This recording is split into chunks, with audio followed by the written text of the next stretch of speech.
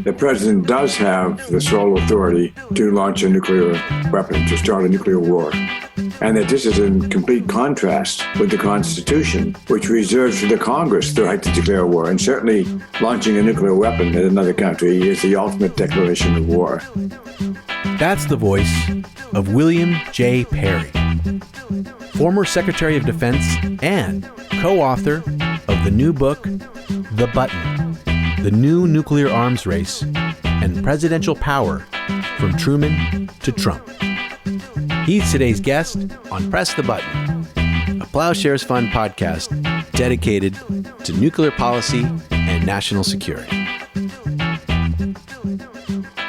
And now, here are your co-hosts, Michelle Dover and Tom Collina. Welcome back to Press the Button, where we hope you were able to enjoy a long weekend.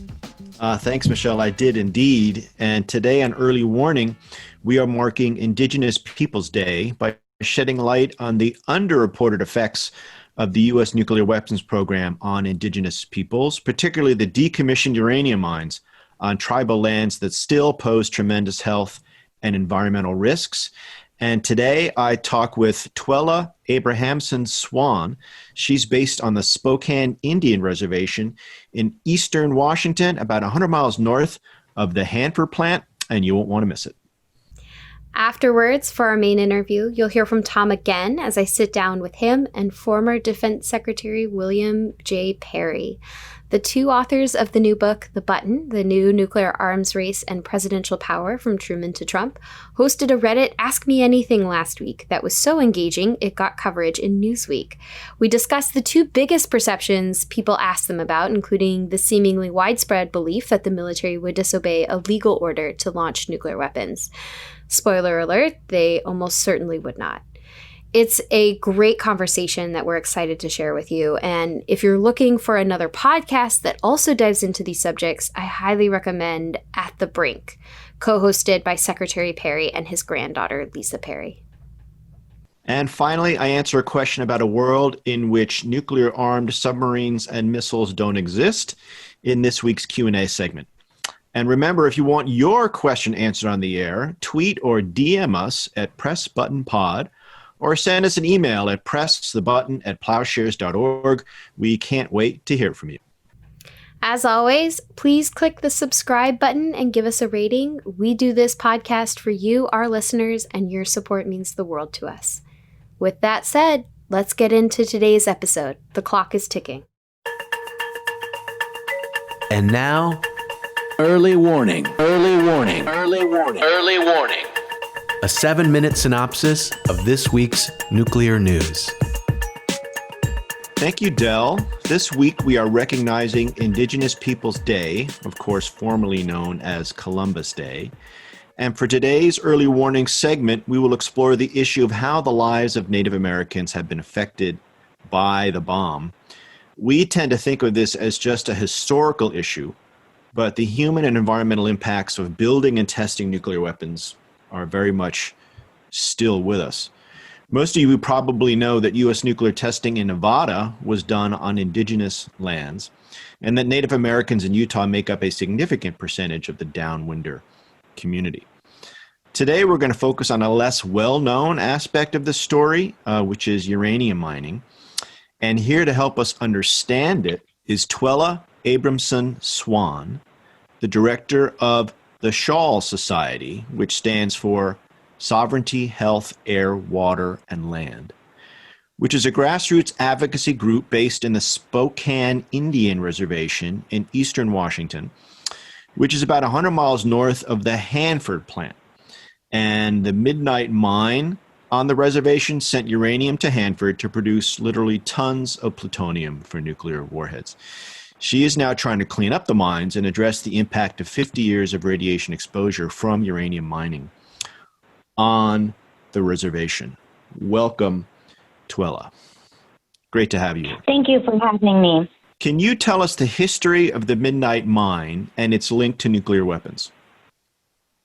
I'm from the Spokane tribe. I'm a member of the Spokane tribe in eastern Washington state, and our reservation is pretty small. I mean, you could drive across it in about an hour.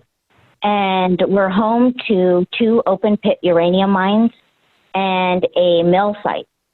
And for years, probably starting in the 50s, when a lot of the uranium boom was happening across the nation, they were up here in our country mining for uranium as well.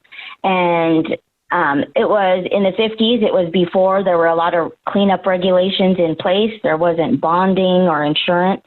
And so this company was allowed to pick up and leave when the price of uranium dropped. They left office buildings, equipment, people that just showed up to work and all of a sudden didn't have a job the next day. And so this is one of the largest mining corporations in the world, and this is their pattern of operation, Newmont Mining. So they go into indigenous communities around the world and get what they want and leave without cleaning it up. In other communities, some of the activists in opposition have been murdered for trying to protect their lands. Other communities who have been at the receiving end of mine tailings disasters have been blamed by this company for their own substandard living conditions. So for such a giant corporation, they have this pattern of destruction all over the world in indigenous communities.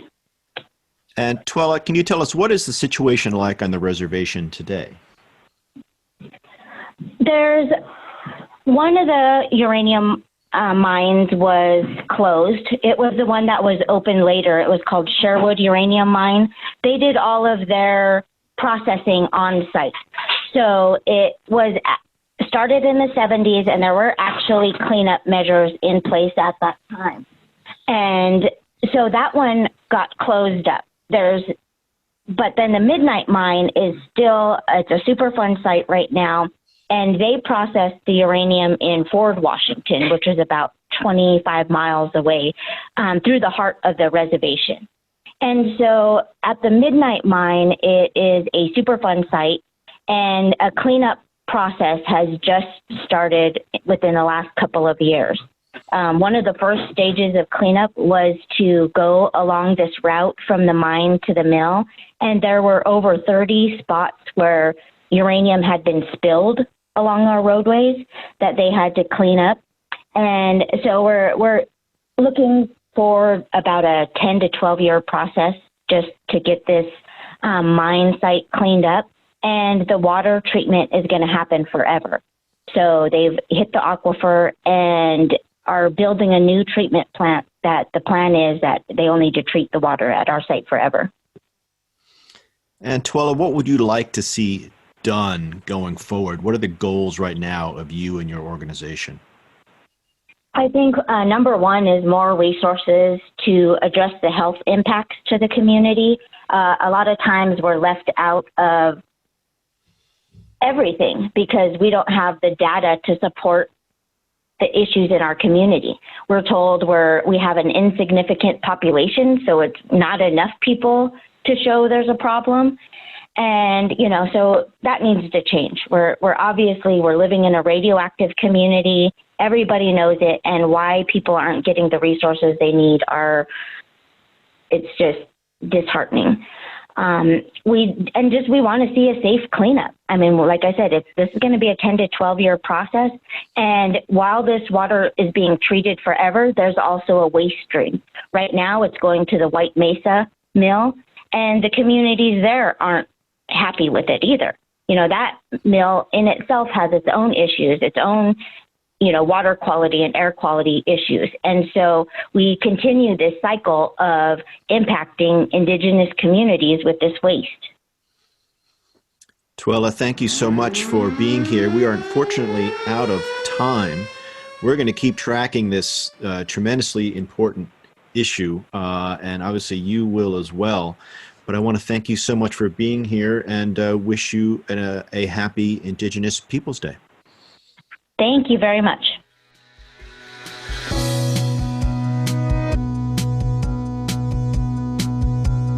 It is my pleasure to welcome back to Press the Button Secretary William J. Perry and Tom Collina. You might have heard the interview with them earlier this summer when they talked about their new book, The Button.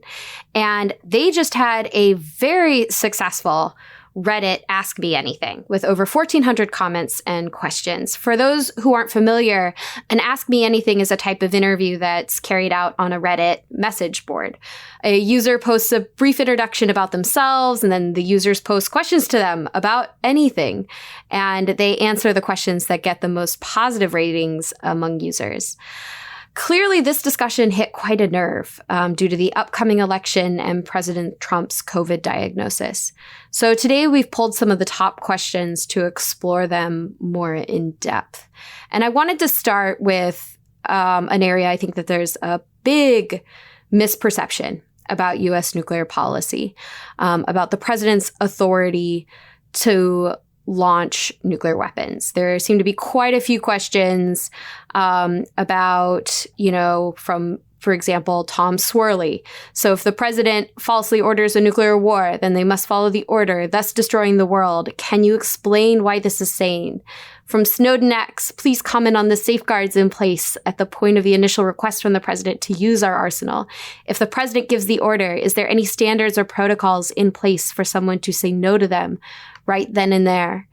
Tom, Secretary Perry, what should people know? Michelle, I think the first thing to note is that the president does have the sole authority to launch a nuclear weapon, to start a nuclear war. And that this is in complete contrast with the Constitution, which reserves for the Congress the right to declare war. And certainly launching a nuclear weapon in another country is the ultimate declaration of war. And it relates to one of the myths that I think is out there, and that myth is that the reason that we have sole authority and can't possibly get away from it is that we need the president to decide quickly. That the president must have the ability to decide and make a decision about nuclear launch within minutes. And many people think that's where sole authority came from, the origins of it. But in fact, we've had sole authority since 1945 under President Truman. And of course, in those days, no one else had nuclear weapons other than the United States. So there was no possibility of a surprise attack, a bolt from the blue. So it wasn't about deciding quickly. In Truman's case, it was about not leaving the military in control of the decision, which is kind of interesting given the context today. Truman didn't want the military to have that much control. So he said, we will not drop another bomb. And at that point, the third bomb was being prepared after the first two dropped on Japan. I will not allow the third bomb to be dropped unless I, the president, specifically authorize it. And thus was born presidential sole authority. It has morphed over time into this argument about speed because, of course, over the years, the Russians had developed nuclear weapons, ICBMs that could get here within 30 minutes or less. So the time frames are very short. But I do want to go after this misperception that if the president can't respond quickly, then somehow deterrence is threatened. Because I think, if you think about it from the perspective of, let's imagine for a second that there is an alert, and Bill can talk about actual alerts that he lived through. But let's say that there's an alert that hundreds of nuclear weapons are coming in. There's two options. One, that's a false alarm, or it's a real alarm. If it's a false alarm, the last thing you want to do is launch quickly. Because if it's a false alarm and you launch quickly, we, the United States, have just started nuclear war, right? The ultimate nightmare. Don't want to do that. Second option is that it's a real attack. And even in that case, our launching quickly will not stop that attack. I mean, God forbid it's real, but if it is, the attack is going to land regardless of what we do. It'll take out our ICBMs, but it won't take out our sea-launched weapons, our sea-based submarines. And it won't take out our bombers that have been sent aloft before the attack. So even there, launching quickly doesn't save us. And the greater, and this is the key point I want to make, and Bill can talk about this too, the greater danger, the greater likelihood is that it's a false alarm. And so we should be planning for the greater likelihood and giving the president more time, and therefore there is no rush here. Let me add to that a false alarm is not a theoretical possibility. We have, in fact, experienced 5 false alarms, 3 in the United States and 2 in the former Soviet Union that I know about. There may have been more. 2 of them I personally experienced.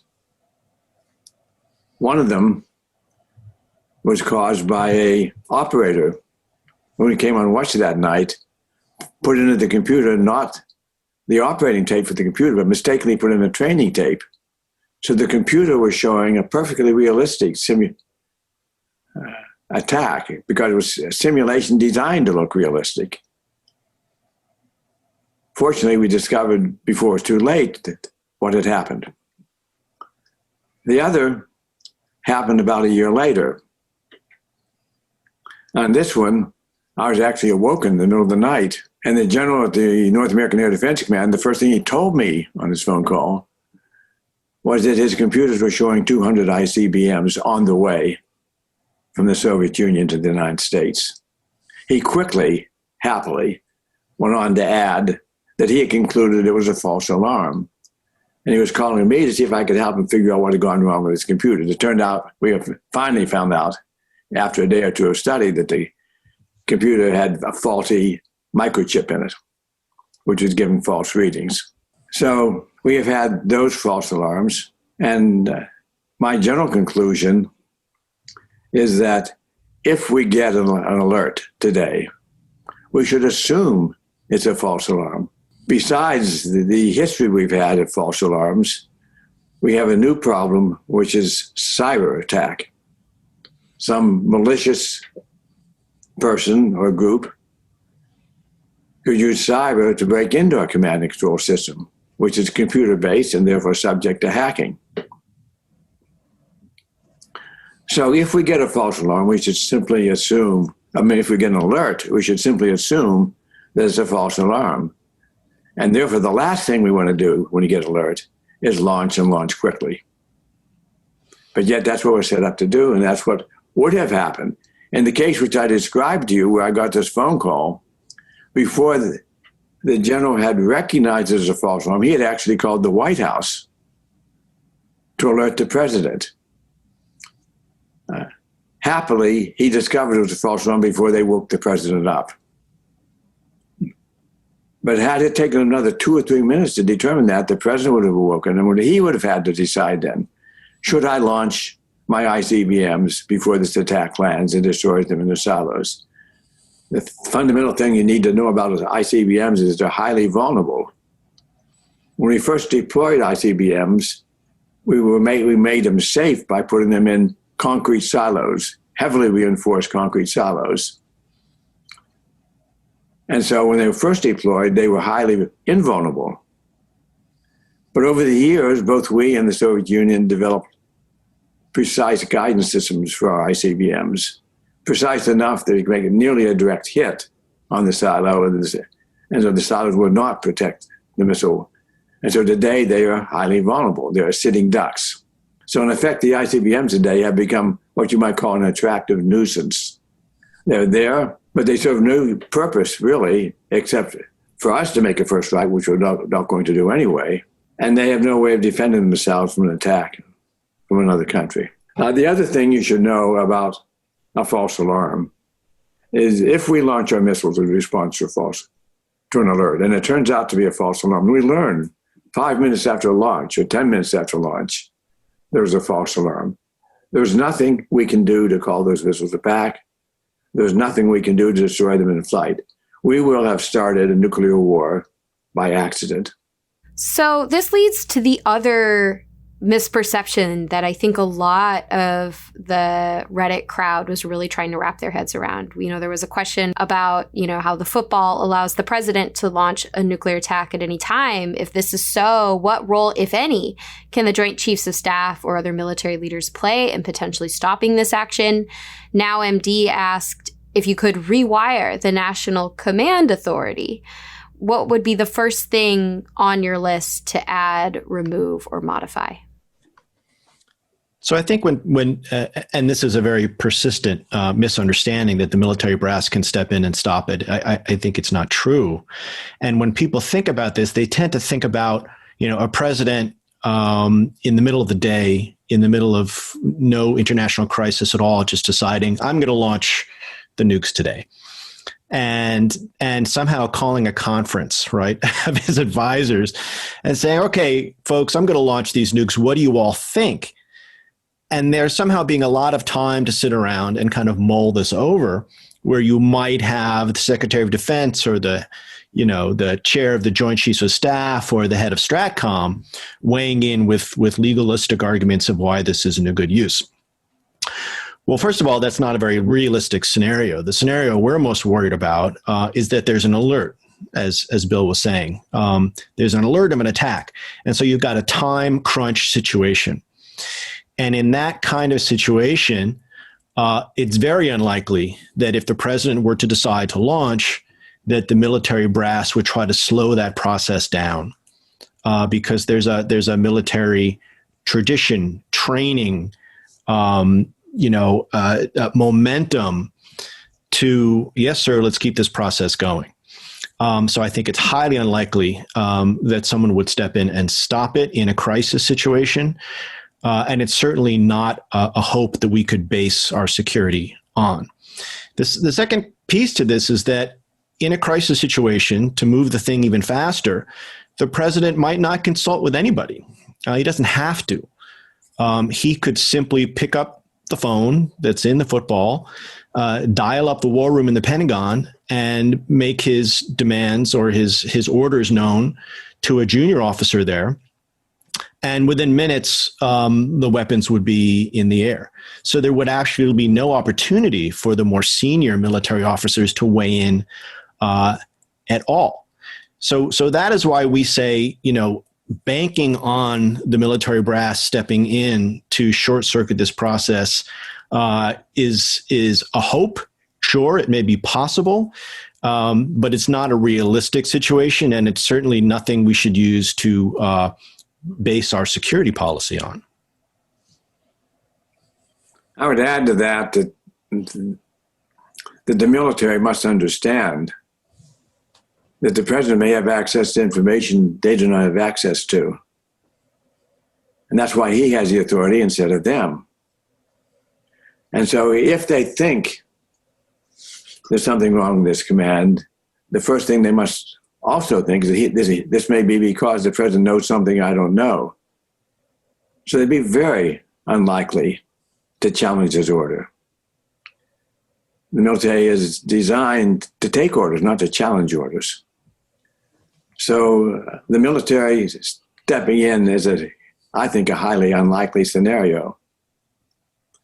There is the situation where the military may have some reason to believe that the president is impaired. That happened at least once in history. And during the last few months of the Nixon presidency, President Nixon was known to be deeply depressed and also drinking heavily, drinking sometimes to the point of unconsciousness. His then Secretary of Defense, Jim Schlesinger, was so concerned about that he called the commander of the Strategic Air Command and told him, if you get an order to launch from the president, do not act on it until you check with me. So that was one of these really unusual situations, only one in history that we know about, where the president was acting in such a bizarre fashion that in this case, the Secretary of Defense was concerned he would make an irrational decision. And so he tried to step in.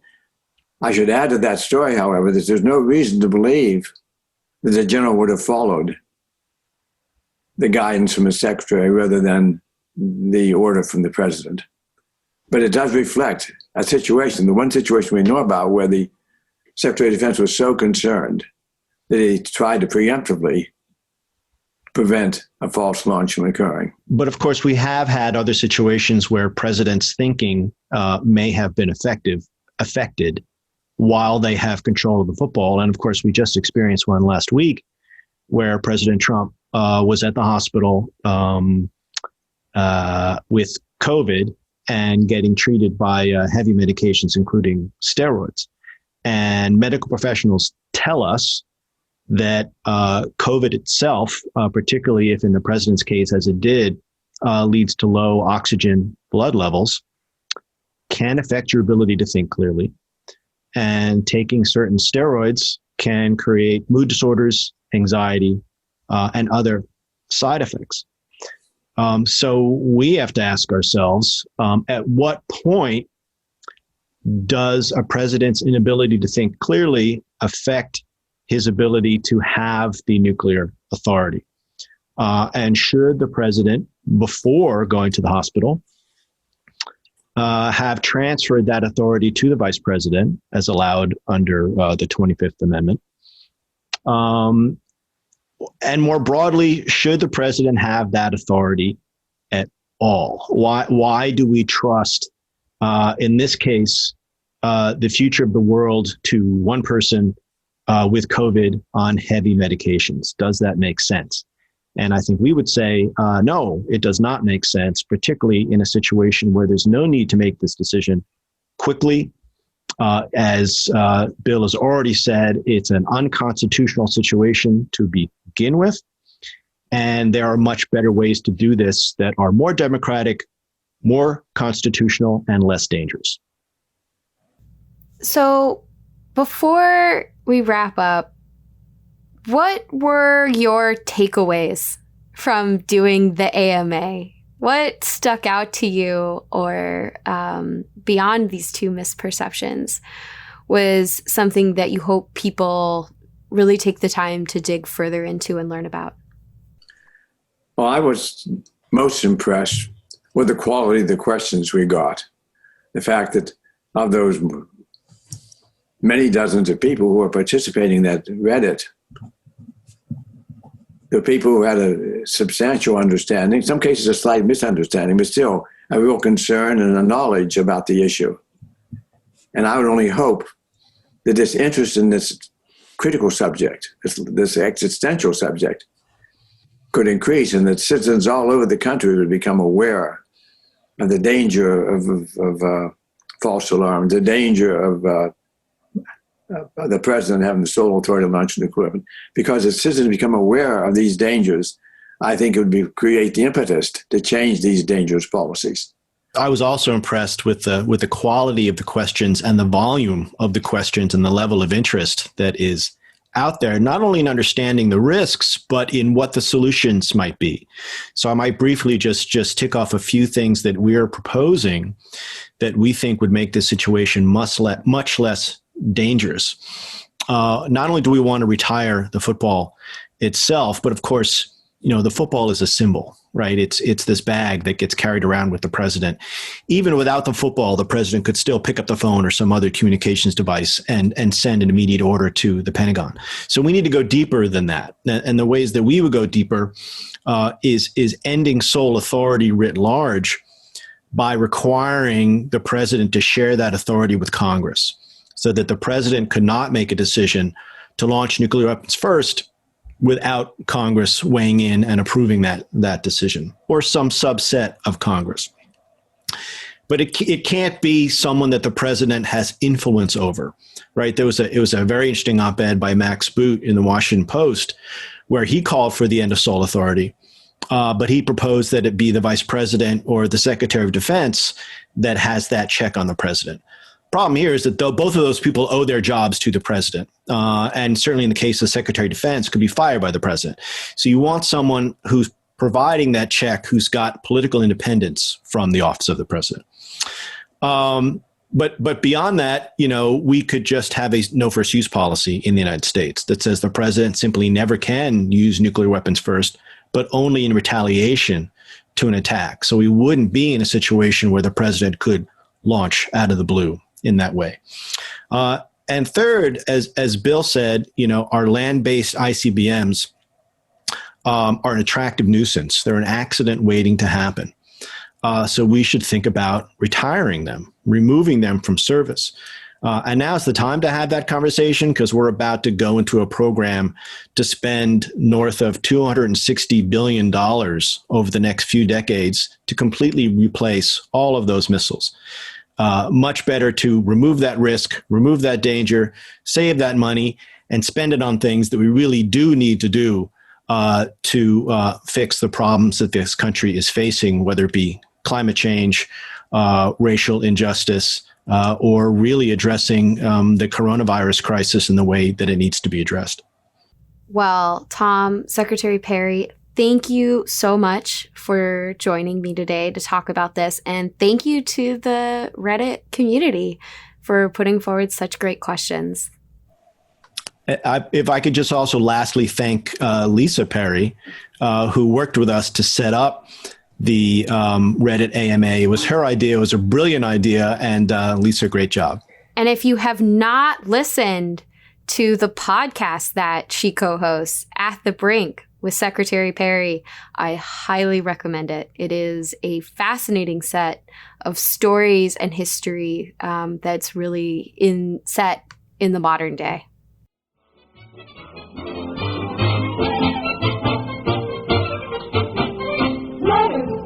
We get letters, we get stacks and stacks of letters. And now, everyone's favorite nuclear Q&A segment.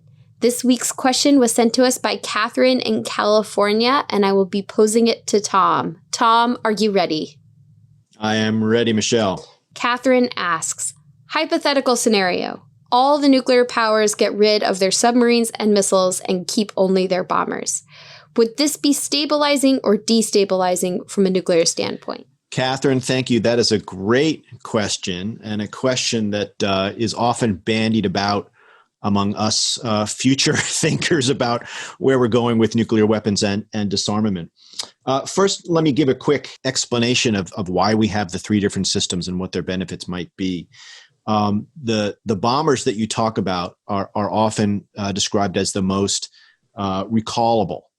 And that is true. In other words, you could launch a bomber for a possible nuclear attack and then recall it and bring it back. So that has a nice stabilizing aspect to it. The submarines are survivable, right? They're out there under the oceans, and so they're invulnerable essentially to any attack. And so that has a real benefit to the submarines. The ICBMs, I have to say, are neither survivable nor recallable. The ICBMs would be destroyed in their silos in an attack, and once you launch the missiles, they can't be recalled. So I would say that the starting point is that the ICBMs are the least valuable, which is why we call for retiring all the ICBMs, and that the subs are the most survivable. Your question about keeping only the bombers, I guess my only concern there would be if you base your bombers on the ground in peacetime, they're vulnerable. And so would that create an incentive to strike first, right? If you could hit the other country's bombers while they're on the ground, then you might gain an advantage. So from my standpoint, that would not be stabilizing. Even though having recallable bombers is stabilizing, I think having only bombers might be somewhat destabilizing. So if we were going to go to just one form of delivery, I would say go for the submarines because they're the most survivable, and therefore you don't have to launch them at all in a crisis. And I hope that helps. Another week, another question. Thanks, Tom. And thank you, Catherine. And remember, if you would like to get your question on air, tweet or DM us at PressButtonPod or send us an email at pressthebutton@plowshares.org.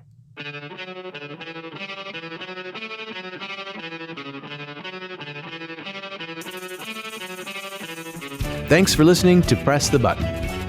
This podcast is produced by Delphine Vigil, Zach Brown, Derek Zender, and Will Lowry. Sound design by Derek Zender. Audio engineering by Derek Zender and Will Lowry. Our theme song is by Lyrics Born and the Poets of Rhythm, sampled with kind permission. Additional music by San Francisco-based bands 17 Evergreen and the Society of Rockets. To continue the dialogue and support our work, visit plowshares.org.